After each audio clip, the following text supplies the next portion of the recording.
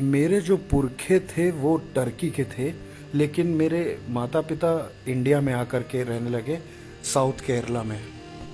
वायनाड नाम की एक जगह है, वो एक हिल स्टेशन है, बहुत सुंदर। हम घर में लगभग 6 बच्चे थे और मैं तीसरे नंबर का था। जब मैं अपनी माँ की कोख में था तो मेरी माँ की कोख में एक इन्फेक्शन हो गया था और डॉक्टर्स ने ऐसा कहा था कि ये बच्चा गर्भ में ही मर जाएगा, और डॉक्टर इस बात पर जोर दे रहा था कि इस बच्चे को मार दो। लेकिन वो अल्लाह की एक बंदी थी और खुदा को मानती थी, इसलिए वो किसी की भी राय नहीं मान सकती थी। उसने अल्लाह से ये कहकर दुआ कि अल्लाह, ज़िंदगी तेरी होती है और ज़िंदगी तू ही दे सकता है। अगर तू इस बच्चे को ज़िंदगी देगा तो मैं इस बच्चे को तुझे सौंप दूंगी। ये उसका सरेंडर था, ऑफ़र था। करिश्मा हुआ और मैं पैदा हुआ। सबको लगा कि मैं गर्भ में ही मर जाऊंगा। क्योंकि मैं खुदा को सौंप दिया गया था, इसलिए मेरे माता पिता ने मुझे स्कूल नहीं भेजा। मेरे बचपन बहुत बुरा था। मेरे भाई बहन और पड़ोसी स्कूल जा सकते थे, लेकिन मुझे इतनी आज़ादी नहीं थी क्योंकि मैं खुदा को सौंप दिया गया था।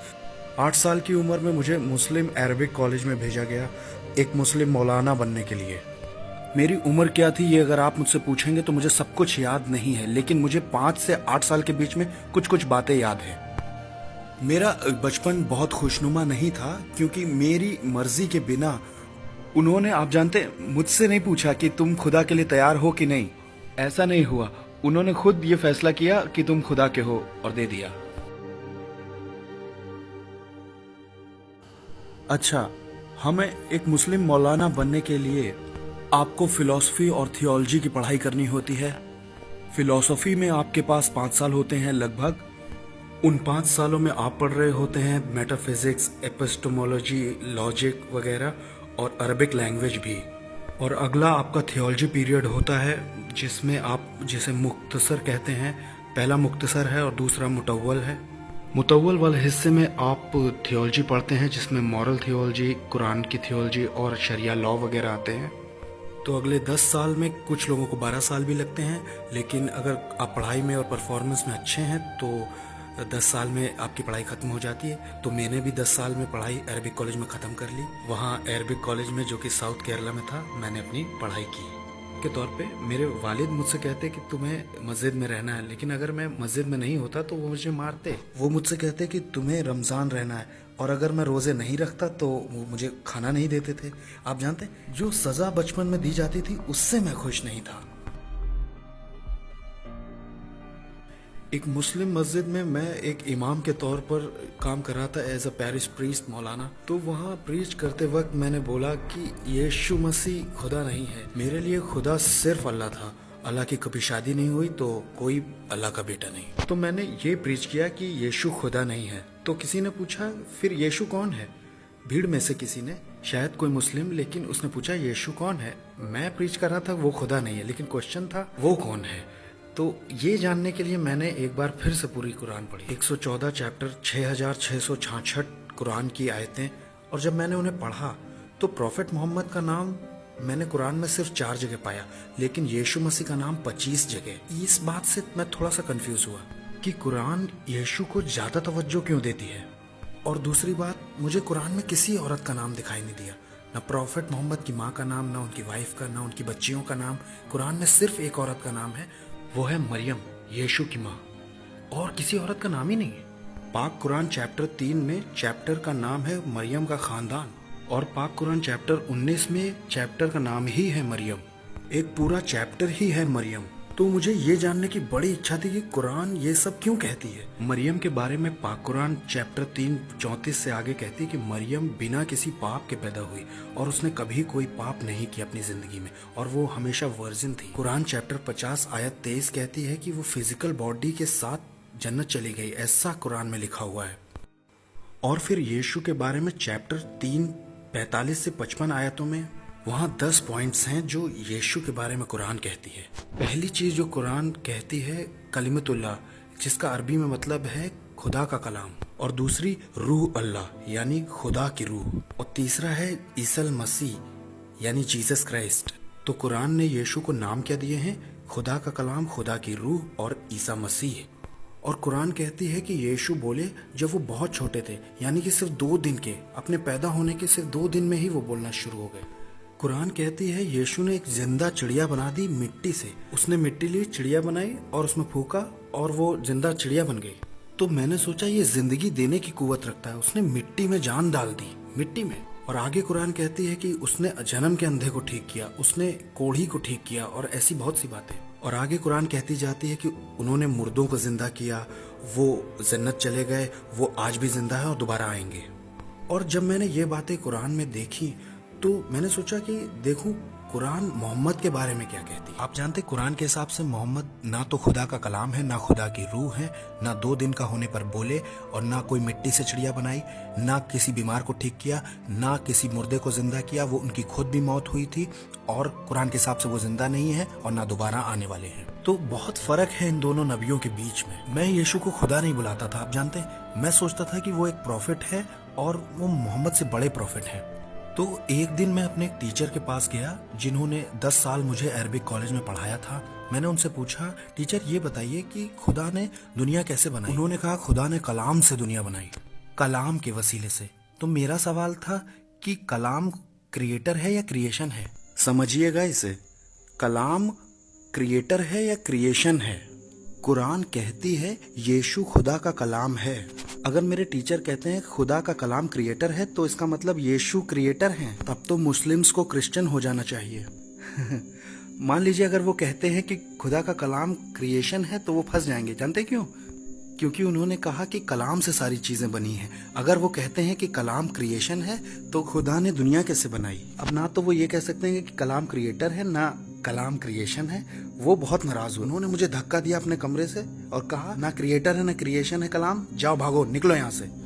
कलाम ना क्रिएटर है ना क्रिएशन है, इसीलिए तो शायद क्रिश्चियन कहते हैं कि कलाम खुदा का बेटा है। तो उन्होंने मुझसे कहा अगर खुदा के बेटा है तो तुम मुझे खुदा की बीवी भी दिखाओ, क्योंकि बिना बीवी के बेटे होने का कोई मतलब ही नहीं बनता। तो मैंने कुरान से एक हिस्सा उन्हें दिखाया कि खुदा बिन आंखों के देख सकता है, खुदा बिन जबान के बोल सकता है, खुदा बिन कानों के सुन सकता है। ऐसा कुरान में लिखा है। अगर ऐसा है तो खुदा को बिन बीवी के बच्चा हो सकता है। तो वहाँ हमारी बड़ी बहस हुई। जानते हैं सबसे आखिर में मैंने क्या किया? मैंने कुरान ली, अपने सीने से लगाई, कहा अल्लाह तू ही बता कि मुझे क्या करना चाहिए। तेरी कुरान कहती है कि यीशु अभी भी जिंदा है और मोहम्मद मर चुके हैं। तू ही बता मैं किसको मानूं। और मेरी दुआ के बाद मैंने कुरान खोली। मैंने किसी से नहीं पूछा, मैंने सिर्फ अपने अल्लाह से पूछा। मैंने कुरान खोली, मैंने देखा चैप्टर 10 94 आयत। जानते वहाँ क्या लिखा है? فإن كنتم في شك مما أنزلنا إليك فاسأل الذين يقرؤون الكتاب من قبلك لقد جاءك الحق। अगर तुम्हें इस कुरान पर किसी तरह का शक होता है जो मैंने तुम्हें दी है तो जाओ बाइबल पढ़ो, या उनसे पूछो जिन्होंने बाइबल पढ़ी है, क्योंकि सच वहां पहले ही बता दिया गया है। मैं तब तक 19 का भी पूरा नहीं हुआ था। मैंने अपनी पढ़ाई तो पूरी कर ली थी और मैं अरबिक कॉलेज, माफ कीजिएगा, मैं मस्जिद में काम कर रहा था, तो मैं 19 से कम का ही था। और जब मैं इस बीच में अपनी बाइबल स्टडी कर रहा था, वहाँ बहुत से ऐसे पॉइंट्स थे जिन्होंने मुझे बहुत छुआ। पहले ही दिन फादर ने पहली ही आयत यूहन्ना की इंजील से पढ़ी। इब्तिदा में कलाम था, कलाम खुदा के साथ था और कलाम खुदा था और कलाम गोश्त बना। तो मेरी कुरान कहती है कि यीशु खुदा का कलाम है और बाइबल भी कहती है कि यीशु खुदा का कलाम है। तो मैंने पाया कि दोनों ही लगभग एक जैसी ही हैं। तो मैं ये जान के बड़ा खुश हुआ कि मुझे कुरान भी चाहिए, मुझे बाइबल भी चाहिए, मुझे दोनों चाहिए।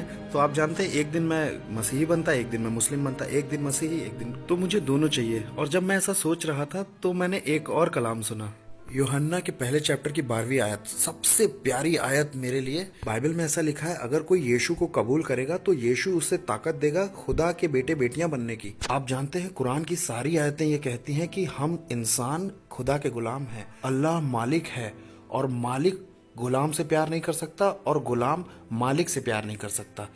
मैं किसी का नौकर गुलाम नहीं बनना चाहता हूँ। कुरान कहती है कि तुम मेरे गुलाम हो। लेकिन जब मैंने यूहन्ना 1:12 सुना जो कहता है कि अगर तुम यीशु पर ईमान लाते हो तो यीशु तुम्हें खुदा के बेटे बेटियां बना देगा, तो मैंने तुरंत कहा कि मुझे यीशु चाहिए, क्योंकि मैं खुदा का बच्चा बनना चाहता था। और वहां से मैंने खुदा को डैडी कहना शुरू किया। उससे पहले मैं जानता ही नहीं था कि मैं खुदा को डैडी बुला सकता हूँ।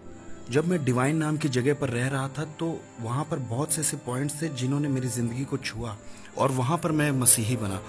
और इस बीच में मैं अपने घर से गायब था। मेरे घर वालों ने सोचा कि मैं मस्जिद में होऊंगा और मस्जिद वालों ने सोचा कि मैं घर में होऊंगा। लेकिन जब उन दोनों की आपस में बातें हुई तो वो समझ गए कि ना तो मैं मस्जिद में हूँ ना मैं घर पे हूँ, तो उन्होंने मुझे हर जगह ढूंढा। फिर उन्होंने कई जगह अखबारों में इश्तिहार दे दिया, टेलीविजन पर और कई जगह, और आखिरकार उन्होंने मुझे पाया कैथलिक रिट्रीट सेंटर में, और मेरे वालिद वहाँ आ गए। वो बड़ा खौफनाक था क्योंकि उन्होंने मुझे बहुत बुरी तरह से मारा पीटा था। मेरी नाक से खून बह रहा था और मैं बेहोश हो गया था, और वो मुझे वहाँ से उठा के घर ले गए। मैं नहीं जानता कि किस तरह से वो ले गए, लेकिन वो वहाँ से उठा ले गए थे क्योंकि मैं तो बेहोश था। जब मुझे होश आया तो मैं एक छोटे से कमरे में था और वहाँ मुझ पे कोई कपड़े नहीं थे। मैं पूरी तरह से नंगा था।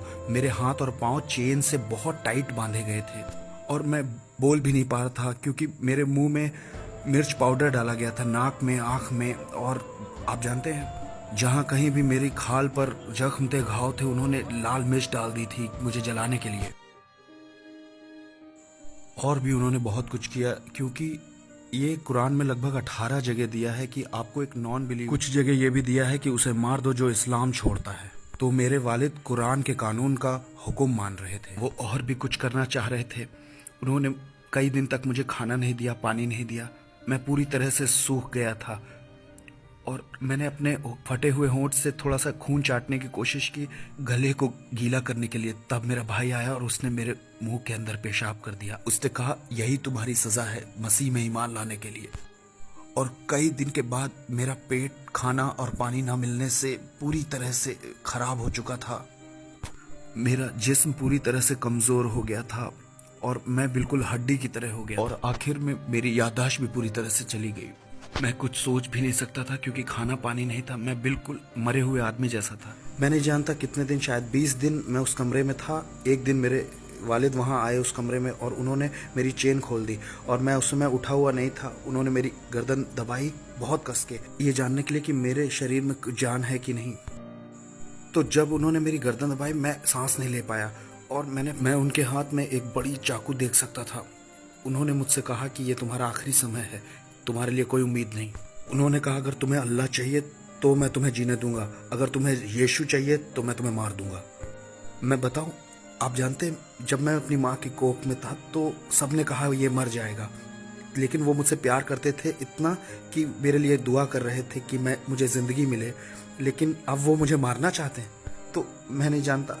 और मैं अपने वालिद को अच्छी तरह से जानता हूँ, वो मुझे मार देंगे। तो जब मैं ये समझ गया कि ये मेरी मौत का आखिरी लम्हा है तो मैंने सोचा कि यीशु भी तो मर गए लेकिन दोबारा जिंदा हुए। अगर मैं यीशु पे यकीन करता हूँ, मरता हूँ, तो मैं भी जिंदगी पा सकता हूँ। आप जानते, एक तरह की खुशी थी कि यीशु में मरना अच्छा है। जब मैंने ऐसा फैसला लिया तो एक तरह की रोशनी मेरे माथे पर लगी, जैसे चांद की रोशनी कुछ मेरे सिर में लगा और एक तरह का बिजली का झटका जैसा मुझे लगा और कुछ मेरे अंदर इतनी ताकत आ गई। आप जानते, कहीं से मेरे शरीर के अंदर इतनी जान आ गई कि मैं खुद को कंट्रोल नहीं कर पा रहा था। इतनी ताकत थी मेरे हड्डियों में। मैंने अपने वालिद का हाथ नीचे खींचा और जोर से चिल्लाया यीशु। और जब मैं चिल्लाया तो वो जमीन पर गिर पड़े और जब वो गिरे तो उनके हाथ में जो चाकू था वो उनके छाती पे लगा और एक बड़ा जख्म हो गया और वहां से बहुत खून निकलने लगा और एक तरह का झाग उनके मुंह से निकलने लगा और वो बहुत तेज चिल्लाए और सब एक तरह के शौक में थे। मेरा भाई हो, माँ और बहनें, उनको नहीं मालूम था क्या हो रहा है। उन्होंने सोचा मेरे बाप मर गए हैं। सब उन्हें उठा करके हॉस्पिटल की तरफ भागे और जब वो जा रहे थे तो उन्होंने बाहर से मेरा रूम लॉक करना भूल गए। और मेरे अंदर जो ताकत थी मैं आपको बता नहीं सकता हूँ क्योंकि मैं तो बिल्कुल हड्डी की तरह हो गया था। कोई खाना नहीं, बहुत दिन से, 20 दिन से ज्यादा हड्डी तो हो गया था लेकिन बहुत एनर्जी थी। तो मैं तुरंत बाहर आया, मैंने अपने वालिद के कपड़े पहने, टैक्सी स्टैंड तक आया टैक्सी लेने के लिए और सीधा वहां से भाग गया। रास्ते में जो आदमी टैक्सी चला रहा था वो एक क्रिश्चियन था। उसने मेरे लिए मिठाई और जूस बहुत कुछ लिया। उसको मेरा स्ट्रगल मालूम है। उसने मुझे पोटा छोड़ा। वो अभी भी मेरे कांटेक्ट में है और मेरा बहुत अच्छा दोस्त है, वो टैक्सी ड्राइवर। तो मैं निकल गया और पोटा आ गया। उस दिन मैंने सचमुच में जाना कि मेरा यीशु आज भी जिंदा है। जब मैंने उसे अपनी जरूरत के लिए पुकारा उसने मुझे बचाया। इसका मतलब है कि वो यहाँ भी है। जब मैं आपसे बात कर रहा हूँ तो ये मेरी लाइफ है। हर कहीं मैं जानता हूँ कि वो मौजूद है क्योंकि मेरे कन्वर्जन के 18 साल हो गए हैं। मैंने कभी नहीं सोचा था कि मुस्लिम मुझे जीने देंगे 18 साल तक। और मैंने मिडिल ईस्ट में भी प्रीच किया है, वहाँ अरब आए थे और कुछ भी नहीं हुआ। तो इसका मतलब है यीशु जिंदा है और मुझे बचा रहे हैं।